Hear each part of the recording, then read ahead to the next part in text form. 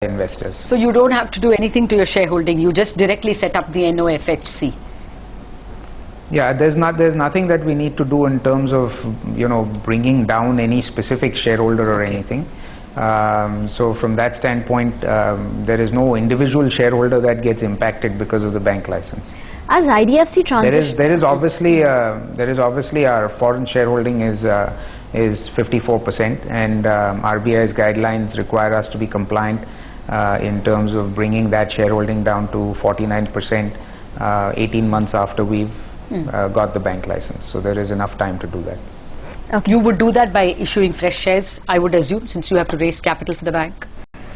Again, there are multiple ways in which that could be done. So the limited point is that if we get a bank license, we will have to comply with RBI's guidelines, and those guidelines require your foreign shareholding to be less than 50%.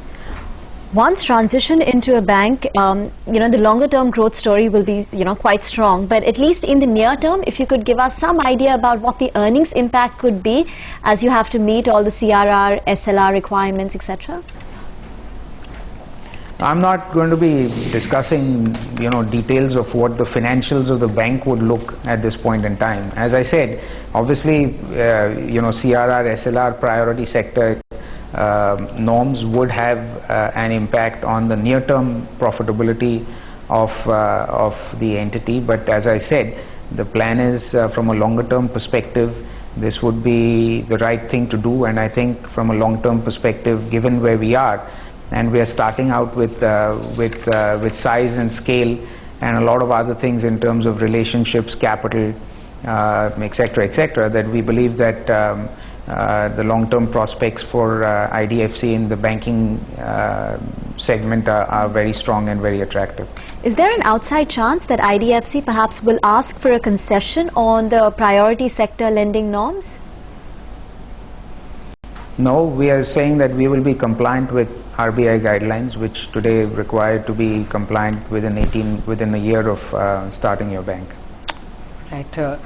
So much on the bank, Vikram. Since we have you with us, there have been some statements coming in from the government on PPP projects, especially on road projects. It appears that now they are, because of several contractors or several bidders moving away from the PPP projects, they are looking at allowing them to sell the equity upfront as soon as the financial closure is achieved. These are just breaking news that we got yesterday, still not fleshed out completely. But do you think that this will bring back the bidders into the picture? Does that really solve their problem? I'm not sure that this is all finalized and actually completely approved by everybody who needs to sign off on this, because this has been discussed for some time now, not only in terms of allowing infrastructure developers to exit projects, but also in terms of the premium that some of the infrastructure developers had committed to paying being more back-ended. Yes. So there is still a difference of opinion in terms of whether this would be approved or not within government. If it's been ironed out, I think it would be a positive in terms of freeing up cash flow for developers to think about new projects. And from that standpoint, it's certainly a positive from a developer perspective to try and free up his equity in order to commit to new projects. But you think that getting your equity, backdating the equity that they have to bring is a better idea than allowing them to sell the equity upfront, because you may not find buyers now? Yes and no. I mean, it's not about trying to do something based on where we are in the cycle or what is available today. I think from a policy perspective, you have to make the right decision in terms of what the right framework is for developers to participate in infrastructure projects and how they're able to churn their equity so that they're able to commit to new projects. So you would think both are good decisions? Would both be good options, allowing people to sell off their equity or backdating the premiums, which would be a better option, or are both good options? Yeah, it doesn't have to be one or the other. I think the second option that you talked about backdating the equity was also being done in the framework where government would be NPV neutral. So from an economic perspective, the government was not going to be any worse off, and the balance was that by delaying the equity contribution from developers, it would allow them to potentially bid for more projects.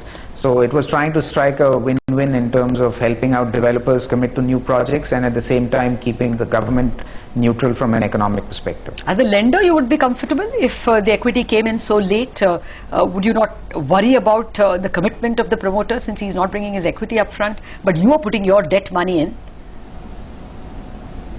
Yeah, but you've got to look at what the framework is and when the equity comes in and how much of it is backdated, as well as the real prospects for the project. I mean, ultimately, if it's a good project and a strong project, there's no reason why the developer would not want to get his economic return from the project. So ultimately, you have to get comfortable with the project and the project cash flows.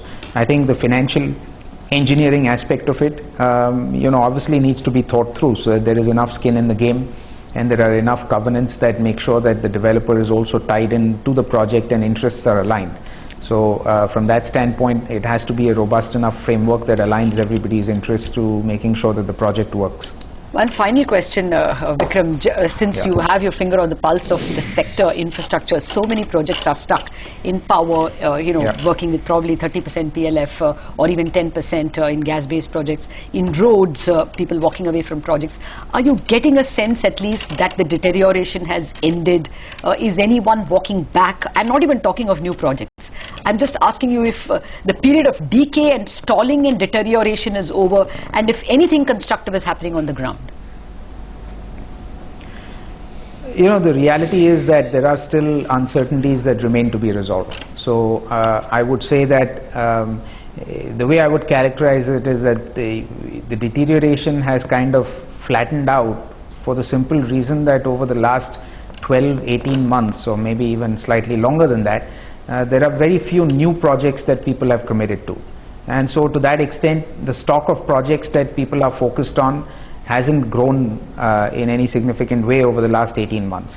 The existing projects that people have, the issues that they're facing and that they're trying to resolve are known issues and have been discussed and debated for some time. So to that extent, at least you have your arms around what the magnitude of the problem is, because that problem hasn't been growing for the last, call it 18 months. So to that extent, yes, you have a much better handle on what the size of the problem is. I don't think the uncertainties have been resolved to a point where I can say that things are back and sentiment is back and confidence is back and people are now looking at new projects, etc. That is clearly not happening because the uncertainty surrounding power, etc. remain. I mean, you don't have a resolution on coal or on pricing of power, etc. So until some of those uncertainties are resolved, you will not see sentiment come back and you will not see developers thinking about new projects. Fair enough. We'll leave it at that. Vikram, thank you very much for joining us.